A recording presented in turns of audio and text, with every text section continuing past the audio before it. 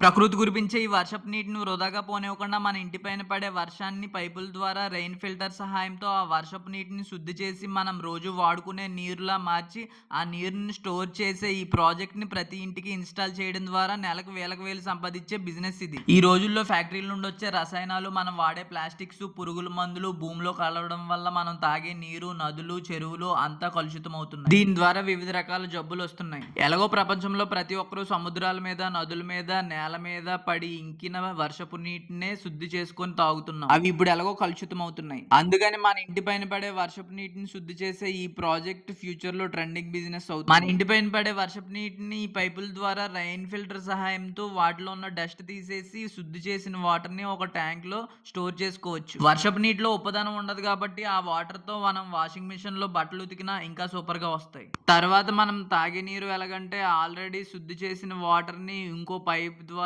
మనం stainless steel ట్యాంక్‌లో వేస్తాం. ఆ ట్యాంక్‌లో మనం ఒక మినీ నదినే నిర్మించుకోవాలి. ఆ ట్యాంక్‌లో ఇసుక, రాళ్ళు, కర్రబొగ్గు, సున్నపురాళ్ళు, గులకరాళ్ళు వేస్తాం. ఎందుకంటే వర్షపు నీటికి మినరల్స్ ఉండవు కాబట్టి వీటి ద్వారా మినరల్స్ యాడ్ అవుతాయి. ఈ వాటర్‌కి మినరల్స్ యాడ్ అవ్వడం వల్ల కోహ్లీ తాగే ఆల్కలీన్ వాటర్‌ని ఇంటి వద్దనే తయారు చేసుకున్నట్టు అవుతుంది. ఎలాగో క్లోజ్ చేసిన ట్యాంక్‌లో స్టోర్ చేస్తాం కాబట్టి సన్‌లైట్ తగలని వాటర్‌కి ఎన్ని నెలలైనా బాక్టీరియా, ఫంగస్ రావు. ఇంతకీ మీదెవరో కామెంట్ చేయండి.